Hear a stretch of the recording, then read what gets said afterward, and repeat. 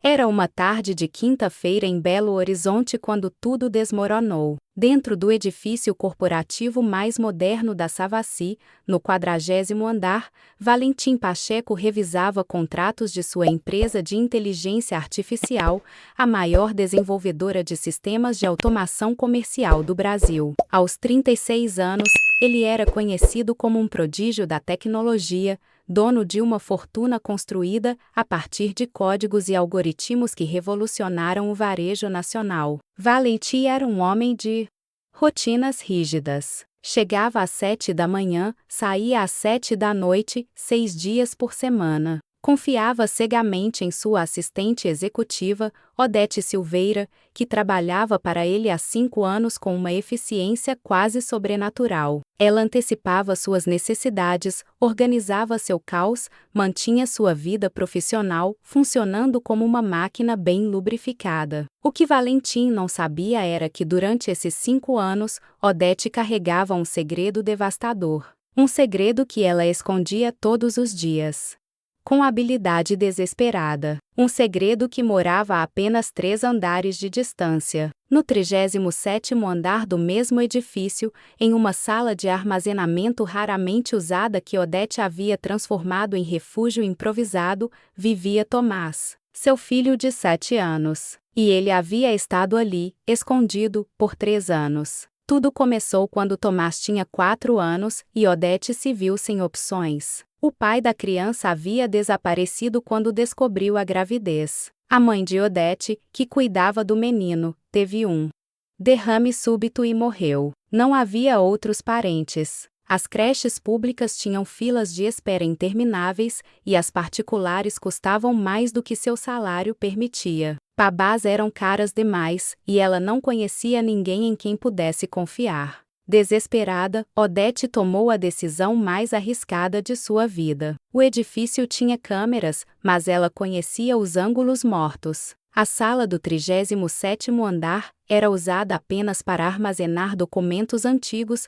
visitada talvez uma vez por ano. Ana transformou em um pequeno lar secreto. Levou um colchão pequeno, cobertores, brinquedos silenciosos, livros, até uma mini geladeira que comprou de segunda mão. Instalou uma tranca interna que parecia parte da fechadura original. Todas as manhãs, às 6h30, antes que o edifício acordasse completamente, ela deixava Tomás naquela sala. Ele tinha regras rígidas. Não fazer barulho. Não sair por nenhum motivo. Ficar quieto se ouvisse vozes no corredor. Ela descia 3 andares, iniciava seu dia de trabalho e subia durante o horário de almoço para alimentá-lo, verificar se estava bem, passar alguns minutos preciosos com ele. Às 7 da noite, quando todos já haviam saído, ela o levava para casa. Era exaustivo, era perigoso, era insustentável, mas era a única solução que ela havia encontrado para não perder seu emprego e conseguir sustentar seu filho.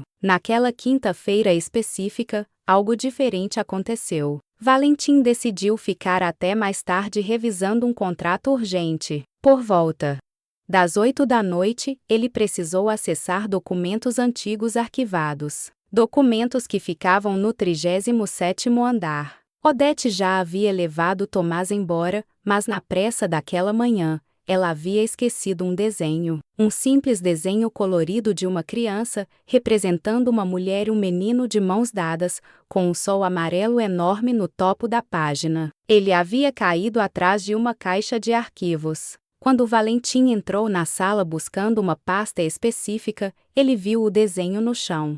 Franziu a testa. Pegou o papel, estudou os traços claramente infantis, a assinatura desajeitada no canto. Tomás, 7 anos. Porque havia um desenho de criança em uma sala de armazenamento que ninguém usava. Ele olhou ao redor com mais atenção. E então começou a notar outros detalhes. Marcas no chão que sugeriam que móveis haviam sido arrastados recentemente. Um cheiro leve de comida infantil. Migalhas quase imperceptíveis próximas a um canto. Valentim era um gênio analítico. Seu cérebro começou a conectar pontos. Verificou as câmeras de segurança do corredor daquele andar usando seu acesso administrativo no celular. acelerou a gravação dos últimos dias. E lá estava Odete, entrando naquela sala específica múltiplas vezes por dia, sozinha pela manhã, sozinha no horário de almoço, e à noite, sempre à noite depois que todos saíam, ela entrava novamente e saía minutos depois acompanhada de uma criança pequena. O choque inicial deu lugar à descrença, depois à raiva. Odete estava usando as instalações da empresa para esconder uma criança? Por quanto tempo? Porque, na manhã seguinte, sexta-feira, Valentim chegou mais cedo que o normal, 5:30 da manhã. Ele esperou, escondido em um escritório vazio no 37º andar, observando o corredor através de uma fresta na porta. Às 6:35, exatamente como a gravação de segurança mostrava, Odete apareceu. Ela carregava uma mochila infantil, uma pequena mala térmica,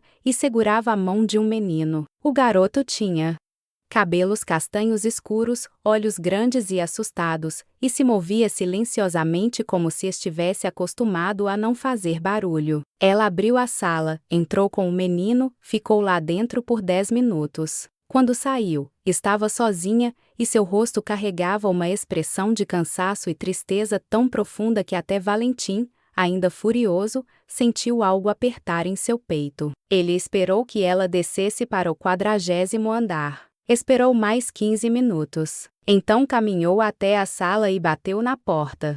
Silêncio absoluto. Tomás, ele disse, sua voz firme mas não ameaçadora. Eu sei que você está aí. Meu nome é Valentim. Sou o chefe da sua mãe. Preciso conversar com vocês dois. Você pode me ouvir? Mais silêncio. Não estou bravo com você. Você não fez nada errado, mas preciso que abra a porta. Uma voz pequena, trêmula, veio de dentro. Mamãe disse para não abrir para ninguém. Eu sei. E sua mãe está certa em te ensinar isso. Mas dessa vez é diferente. Vou ligar para ela agora, e você pode ouvir nossa conversa. Pode ser? Pausa. Pode. Valentim ligou para Odete. Ela atendeu no segundo toque, sua voz profissional. Bom dia, senhor Pacheco. Odete, preciso que suba ao 37º andar imediatamente. É urgente. Algo na voz dele a fez congelar. Aconteceu algo. Suba. Agora. Ele desligou.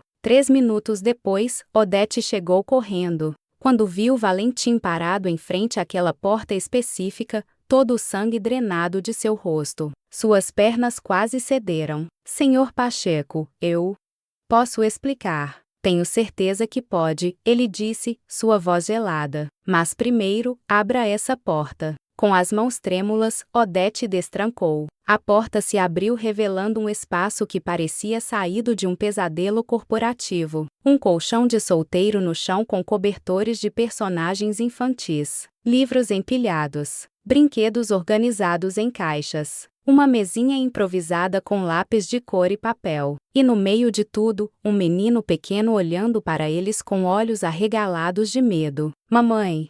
Ele sussurrou, sua voz quebrando. Odete entrou correndo e o abraçou com força desesperada, como se estivesse protegendo de uma ameaça invisível. Está tudo bem, amor. Está tudo bem, mas nada estava bem, e todos ali sabiam disso. Esta história está apenas começando, e vai revelar camadas emocionais profundas. Deixe nos comentários de onde você está assistindo. Queremos saber sua cidade, seu estado ou país. Se você ainda não se inscreveu, inscreva-se agora e ative o sininho. Trazemos histórias reais sobre desespero, compaixão e decisões impossíveis que mudam vidas. Deixe seu like neste vídeo. Isso ajuda imensamente a alcançar mais pessoas que precisam dessas histórias. Assista até o final. O que Valentim decide fazer, e o que é revelado sobre Odete e Tomás, vai emocionar você profundamente. Vamos continuar juntos.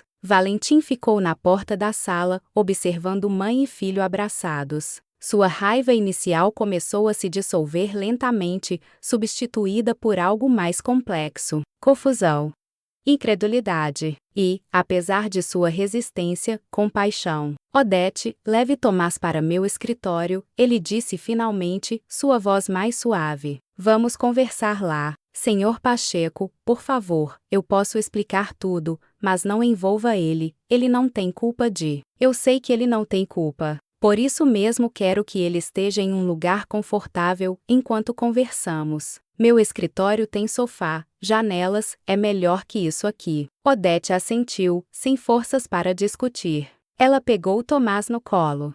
Mesmo ele sendo grande demais para isso, e o carregou. Valentim os guiou até o 40º andar, ignorando olhares curiosos de funcionários chegando. Seu escritório era espaçoso, decorado com móveis modernos mas confortáveis. Havia uma área lounge com sofá de couro, poltronas, uma parede inteira de vidro com vista para Belo Horizonte. Tomás olhou ao redor com olhos arregalados. Ele nunca havia visto aquele lugar. Odete sempre o mantinha longe do andar onde trabalhava. Tomás, Valentim disse, abaixando-se para ficar na altura do menino. Você gosta de desenhar? O garoto olhou para a mãe pedindo permissão. Ela assentiu fracamente. Ele acenou com a cabeça. Tenho papel e canetinhas naquela gaveta. Pode pegar e desenhar enquanto converso com sua mãe. Tudo bem. Tomás foi hesitante até a gaveta que Valentim apontou, pegou os materiais e se sentou no chão perto do sofá, começando a desenhar com concentração intensa. Valentim se virou para Odete. Sente-se e me conte tudo, desde o início. Odete se sentou na beira do sofá, mãos entrelaçadas tão forte que os dedos estavam brancos. E então, com voz trêmula mas determinada, ela contou. A gravidez não foi planejada. O pai fugiu. A mãe que morreu sem aviso. O desespero de não ter com quem deixar Tomás. As creches lotadas. O salário que não cobria babás. O medo de perder o emprego pede licenças constantes. Eu sei que foi errado, ela disse, lágrimas escorrendo. Eu sei que violou regras, que coloquei meu filho em risco, que traí sua confiança. Mas eu não tinha escolha. Era isso ou perdê-lo para o sistema de adoção, por não conseguir cuidar dele. E eu preferiria morrer. Valentim escutou tudo em silêncio. Quando ela terminou, ele ficou quieto por um longo tempo, apenas olhando para Tomás desenhando no chão. Por quanto tempo? Ele finalmente perguntou. 3 anos. 3 anos. Você escondeu seu filho em meu prédio por 3 anos. Sim, e ninguém nunca desconfiou? Tomás é silencioso, obediente. Ele entende que precisa ficar quieto. Eu subo 3 vezes por dia. Manhã para deixá-lo, almoço para alimentá-lo e verificar se está bem, noite para levá-lo embora. Nunca falhei um dia. Valentim balançou a cabeça, processando. E a escola? Ele não está em idade escolar? Odete baixou os olhos, envergonhada. Eu ensino ele. À noite, em casa. Alfabetização, matemática básica, tudo o que posso. Mas ele nunca frequentou uma escola de verdade. Eu sei que é terrível. Eu sei que estou privando ele de socialização, de educação adequada. Mas não havia outra forma. E se algo tivesse acontecido? Um incêndio? Uma emergência? Eu pensei nisso. Todos os dias. E todos os dias rogava para que nada acontecesse. Ela olhou diretamente para ele, desafio misturado com desespero. Pode me julgar. Pode me demitir. Pode me denunciar. Mas antes de fazer qualquer coisa, me diga, o que você teria feito no meu lugar? A pergunta o atingiu como um soco. Valentim abriu a boca para responder, depois fechou. O que ele teria feito? Ele, um homem rico, sem filhos, sem nunca ter enfrentado verdadeiro desespero financeiro, como poderia julgar? Ele olhou para Tomás novamente. O menino havia desenhado algo. Curioso, Valentim se aproximou. Era um desenho dele, facilmente reconhecível pelos traços marcados, junto com Odete e o próprio Tomás. Os 3 de mãos dadas sob um sol enorme. E escrito em letras infantis desajeitadas, minha família. Algo se partiu dentro do peito de Valentim. Ele havia perdido seus próprios pais. Jovem, crescido em orfanatos estaduais até ser adotado aos 12 anos por uma família que lhe deu oportunidades, mas nunca verdadeiro afeto. Construiu sua fortuna sozinho, sem rede de apoio, sem família real. E ali estava uma criança que considerava um estranho parte de sua família, simplesmente por empregar sua mãe. Tomás, ele chamou suavemente. O menino olhou para ele. Posso fazer uma pergunta? Pode. Você gosta de ficar naquela sala? Tomás olhou para a mãe, depois de volta para Valentim. Não, é escuro e solitário. Mas mamãe disse que não tem outro jeito. E se tivesse outro jeito, o que você gostaria? Os olhos do menino se iluminaram. Vou à escola de verdade. Ter amigos. Brincar no parque. Não ficar sozinho o dia inteiro. Valentim assentiu devagar. Então se virou para Odete. Você vai ser demitida. O rosto dela desmoronou completamente. Ela apenas acenou, sem forças para lutar. Você vai ser demitida, ele repetiu, porque não posso ter uma assistente executiva cuja prioridade não sou eu. E claramente, sua prioridade é seu filho. Como deveria ser. Ele pausou, deixando a tensão crescer. Mas vou te oferecer outro cargo. Coordenadora de Recursos Humanos. Mesmo salário, mas horário flexível. 8 a 5, com possibilidade de trabalhar de casa quando necessário. E vou pagar a escola particular de Tomás. A melhor coisa que conseguimos encontrar. Odete piscou, confusa. O quê? Você me ouviu. Considere a escola parte do seu pacote de benefícios. Todos os funcionários deveriam ter acesso à educação de qualidade para seus filhos. Você apenas me deu a ideia para implementar isso como política da empresa. Senhor Pacheco, eu não posso aceitar caridade. Não é caridade, é reconhecimento. Você trabalhou comigo por 5 anos com eficiência impecável, enquanto criava um filho sozinha e lidava com circunstâncias impossíveis. Você é exatamente o tipo de funcionária que quero reter. E se para isso eu preciso oferecer benefícios, então é o que farei. Odete cobriu o rosto com as mãos. Sobe. Tomás correu para ela, abraçando-a. Não chora, mamãe. Valentim se afastou, dando-lhes espaço, mas suas palavras continuaram. Segunda-feira, Tomás começa na escola. Hoje é sexta. Use o fim de semana para procurar instituições. Minha secretária vai ajudar com matrículas e documentação. E Odete, ela olhou para ele através das lágrimas. Nunca mais esconda algo assim de mim. Se você ou qualquer funcionário meu estiver passando por dificuldades, quero saber. Não posso ajudar se não souber. Por que está fazendo isso? Ela sussurrou. Porque não apenas me demite e termina com isso. Valentim ficou em silêncio por um momento. Porque há 15 anos, eu era uma criança em um orfanato sem futuro. E alguém decidiu me dar uma chance. Me adotou, me deu educação, oportunidades. E mudou completamente minha vida. Talvez seja a hora de fazer o mesmo por outra pessoa. O fim de semana passou em uma névoa surrealista para Odete. Ela ainda não acreditava completamente que não havia perdido seu emprego, que seu filho teria educação adequada, que o pesadelo de 3 anos havia terminado. Valentim fez questão de acompanhá-la pessoalmente na busca por escolas, usando suas conexões para conseguir vaga imediata em uma instituição excelente próxima ao apartamento dela. Na segunda-feira de manhã, pela primeira vez em 3 anos, Odete deixou Tomás em um lugar apropriado para crianças.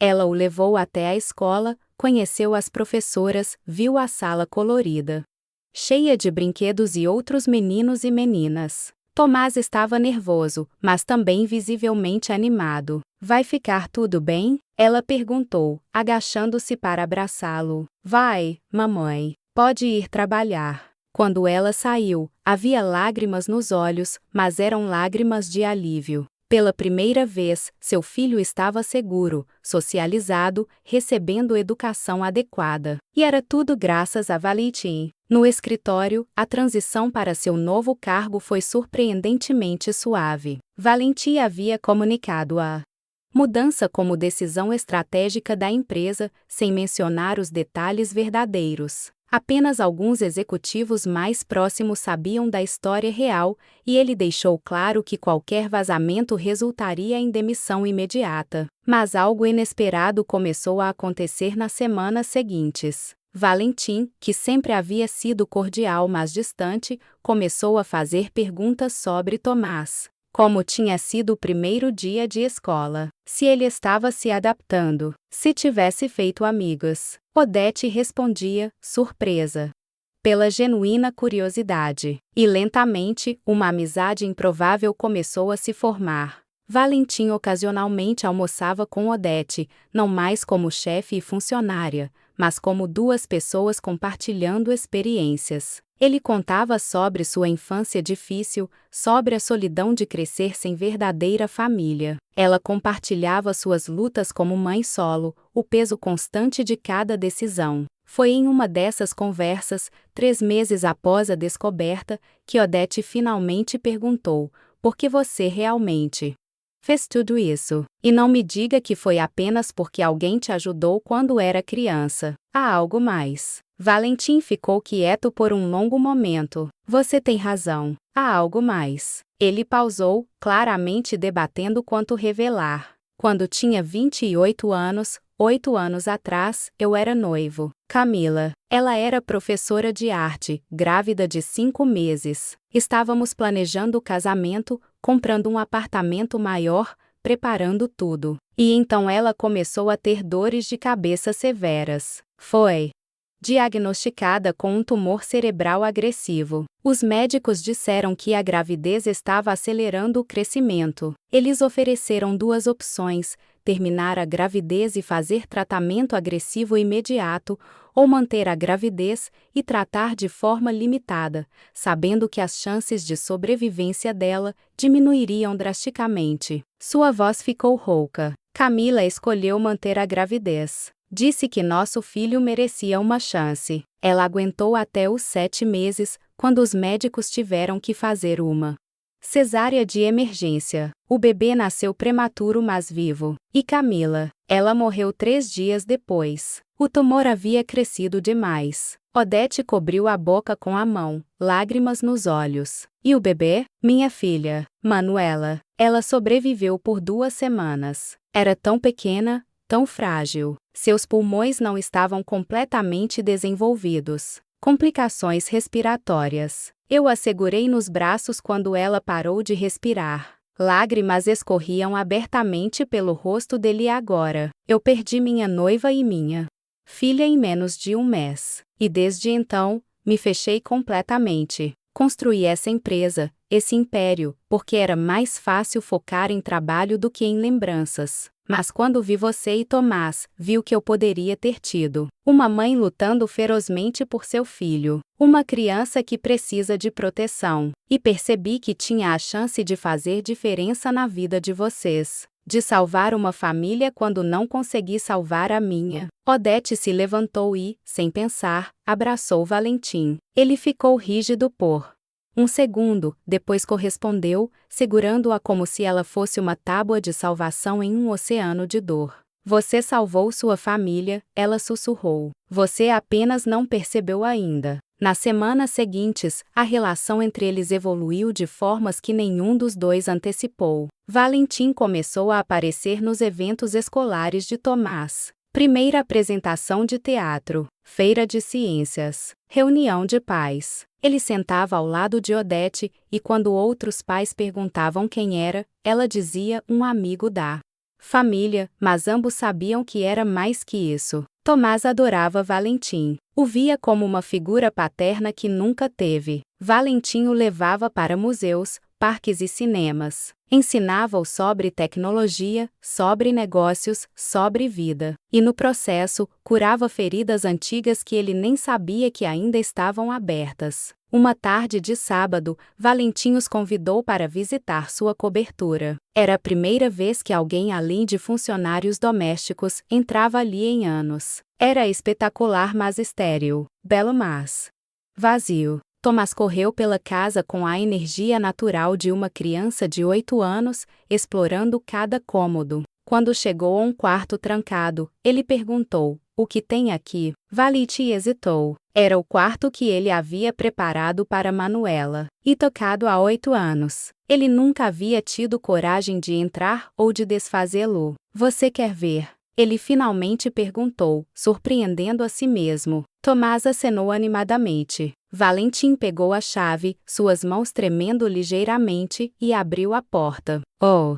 Quarto era perfeito. Berço de madeira nobre. Papel de parede com nuvens delicadas. Mobile de estrelas. Bichos de pelúcia organizados. Poeira cobrindo tudo, mas preservado como uma cápsula do tempo de esperança e perda. Odete entrou atrás deles e imediatamente entendeu. Era para sua filha. Sim, eu nunca consegui mudar nada aqui. Tomás olhava ao redor com olhos curiosos. Ela era bebê? Era. E ela virou estrela? A simplicidade da pergunta infantil quebrou algo em Valentim. Ele se ajoelhou, ficando na altura de Tomás. Sim, ela virou estrela. Então ela te vê de cima. E acho que ela gostaria que você fosse feliz de novo. Valentim puxou o menino para um abraço apertado, soluçando abertamente pela primeira vez em 8 anos. Odete se juntou a eles, envolvendo ambos em seus braços. E ali, no quarto preparado para uma criança que nunca chegou a usá-lo,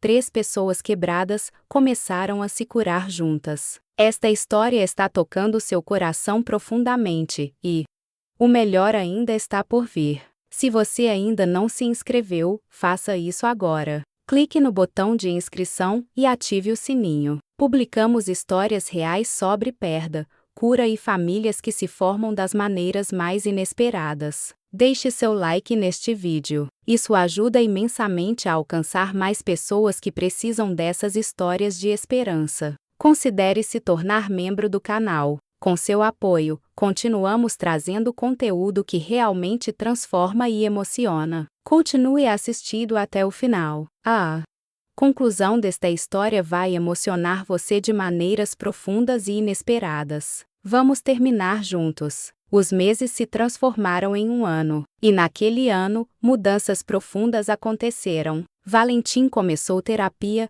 algo que havia evitado desde a morte de Camila e Manuela. Processar aquela dor antiga, aquela culpa por estar vivo quando elas não estavam, foi devastador mas necessário. Odete também buscou ajuda profissional, trabalhando através da vergonha, do trauma de ter escondido seu filho, do medo constante que carregou por 3 anos. Ela aprendeu a perdoar a si mesma, a entender que fez o melhor que podia em circunstâncias impossíveis. E Tomás floresceu. Na escola, ele rapidamente se tornou um dos melhores alunos, com sede insaciável por aprendizado. Fez amigos, participou de atividades extracurriculares, desenvolveu-se social e emocionalmente de formas que seriam impossíveis naquela sala escura do 37º andar. Valentim se tornou presença constante em suas vidas. Jantares semanais. Passeios aos fins de semana. Ele estava presente no aniversário de 9 anos de Tomás, organizando uma festa que o menino nunca esqueceria. Estava lá quando Tomás ganhou seu primeiro prêmio escolar. Estava lá em noites comuns, apenas assistindo filmes ou jogando videogame. E em algum momento, sem nenhum deles perceber exatamente quando, eles deixaram de ser pessoas separadas unidas por circunstâncias e se tornaram família. Foi em uma noite de dezembro, 1 ano e meio após a descoberta, que tudo finalmente se consolidou. Eles estavam na cobertura de Valentim decorando uma árvore de Natal. Era a primeira árvore que Valentim montava em 8 anos. Odete e Tomás haviam insistido. Tomás estava pendurado em enfeites com concentração séria, Odete organizava pisca-piscas, e Valentim montava a estrela que iria no topo. Era uma cena doméstica, banal, perfeita. Valentim, Tomás disse de repente, sua voz hesitante. Posso fazer uma pergunta? Sempre. Por que você não tem família? Odete começou a repreender. Tomás, não se faz esse tipo de pergunta. Está tudo bem, Valentim a interrompeu gentilmente. Ele se abaixou para ficar na altura de Tomás. Eu tinha família, mas perdi. E por muito tempo, achei que nunca teria novamente. E agora? Valentim olhou para o menino, depois para Odete, depois de volta para Tomás. Agora acho que talvez eu tenha, se vocês me aceitarem.